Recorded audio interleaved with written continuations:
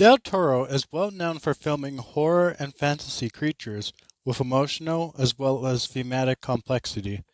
He is also known for making an object important to his films. His first films were Kronos and Mimic. He's always put real wars into a fantasy story. And today, we're going to discuss one of his unique creations, Hellboy. But before we begin talking about Hellboy, we should discuss his backstory a little bit. We should first look into his past and his history. So he is a unique filmmaker, mixing in things like fantasy, horror, gothic, as well as real-life history events into one. He, like most of us watching this film, is a passionate filmmaker at a very young age. However, in 2017, Del Toro's biggest accomplishment would be with his 2017 film, The Shape of Water. This won him his very first Academy Award for Best Director, as well as being rewarded for Best Picture. One of the visual styles of the film is the use of ancient ruins, demonic rituals, as well as terrifying creatures for the film's dark and mysterious atmosphere. Unlike most movies nowadays, aka Star Wars and Marvel, where they use green screening and CGI, Del Toro, for the most part, always made his creatures' designs real, for his main characters anyway. Like Hellboy, Abe. Throughout his movies, he's never really used CGI for his creatures. In Hellboy, one of the thematic choices is isolation. This is something Del Toro also did with The Shape of Water, where the main character feels like they're alone in the world, but then they find someone who's like them, or comes back to their life, and that way they realize they're not alone anymore. Another thematic choice is family. I got family. Yeah, I just said that, Dom. Thank you. Anyways, while Hellboy and Liz are called freaks, the whole movie, near the end of the day, they still have people that care about them and are willing to help them no matter what, such as Abe, Professor Broom, John, just to name a few. And they still got fans like that kid once. In Hellboy, one of the narrative techniques used in the movie is flashbacks. We can see people calling Liz a freak and throwing rocks at her. This is to show how Liz and everyone else is treated in the world who's like her. It's a lot like the X-Men movies in a way, actually, now that I think about it. Another narrative technique used in the movie is foreshadowing. Professor Broom tells John Myers that he doesn't have that much longer to live, and he wants John to take care of Hellboy once he's gone. By the end of the movie, Broom dies, and Myers fulfills what Professor Broom wants, and takes care of Hellboy at the end of the movie.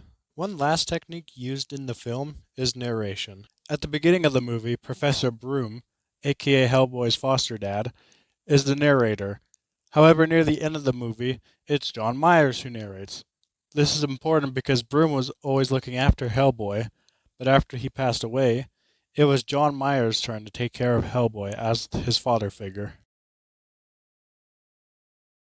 One of the overall cinematic visions for Hellboy is the idea of mixing a real-life event or political party into a fantasy movie about creatures from the unknown. This is also another thing Del Toro has done well for in his movies. Hellboy with World War II, bringing Nazis into the modern world, and The Shape of Water being in the Cold War, with a sea creature being experimented on. Another cinematic vision for the movie is that it's a comic book adaptation, so he had to make it as close as the original source as possible, which he succeeded in. One of the camera shots in Del Toro's Hellboy is close-ups, to capture how characters are feeling, as well as their expressions of what they've seen. This is also used to show how important an object is.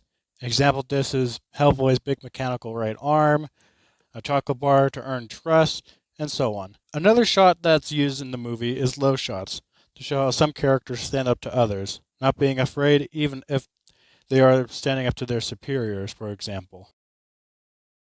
They use fast cuts whenever an action sequence is happening. An example of this is when Hellboy is fighting the second Samuel in the subway. They just cut so much in the action sequence. They also use dark blue lighting to show the dark location and timing of the day. When it's nighttime, so to hide the monsters as well as the Nazi.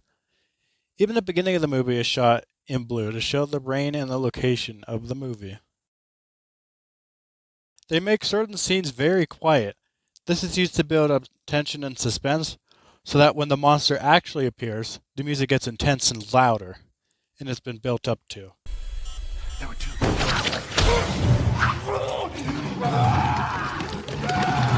This is also used in The Shape of Water before they showed the sea creature. Everything was quiet until it appeared in front of Elsa. One of the themes of the movie is love. Hellboy tries to tell Liz how much he misses and loves her, and that she's not alone in the world where they treat her as a freak. Another theme in the movie is trust, from Professor Broom giving Hellboy a chocolate bar to make him safe around him, as well as gaining his trust. Hellboy and Tom hated each other throughout the movie, then they start to respect each other over a cigar. Thank you. Thank you. One last theme in the movie is red. When Hellboy first meets the professor and everyone else, they all take a picture together. Everyone's grayish brown for the most part, but Hellboy sticks around as being red. Also, when the main villain is resurrected, he's also red. Now that is because of blood, but still. Even Liz's clothes is red when she's in custody. Del Toro has always given his creatures likable personalities, and Hellboy is no exception. Hellboy acts tough but is caring towards everyone, except his workers, of course. He rushes into things without thinking clearly. He stays calm, collected, and making wisecracks when fighting or in a stressful situation. What the hell is that thing? Let me go ask. He also loves cats and a chocolate bar called Baby Ruth. Hellboy was one of the first movies in the early 2000s that's not a Marvel or DC adaptation. So it had to compete with very popular movies at the time like X-Men, Sam Raimi's Spider-Man, Christian Bale's Batman, and Superman Returns as well. When it comes to Del Toro's style of movies, it's evolved as well as remained the same throughout his filmography. Both his aesthetics for his creatures and settings, and the theme of loving a creature have changed a bit throughout his movies.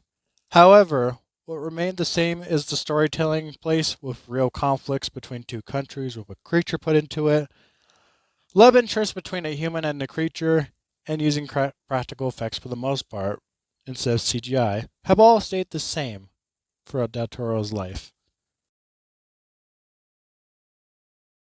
Hellboy influenced other filmmakers to mix different genres together into a comic book movie, so like horror, science fiction, etc.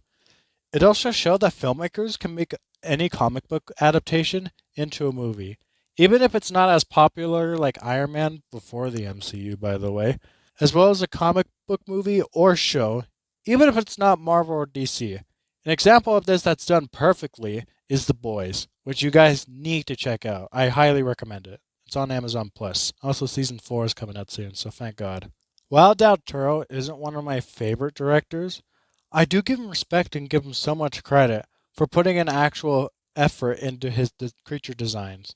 You know, unlike most Hollywood movies where they rely on CGI, which you can tell looks fake, he and a lot of other filmmakers put the actual time into making their creature designs. Even Five Nights at Freddy's did that too. And I do enjoy both his Hellboy movies, 1 and 2. Honestly, personally, I think the Hellboy series is a good... Okay, well, maybe not that one. We don't talk about this one. Don't watch this one. Anyways, that's my take on Del Toro's Hellboy. I hope you all enjoyed, and thanks for watching. Don't forget to subscribe to Unbuilt Zombie. See ya.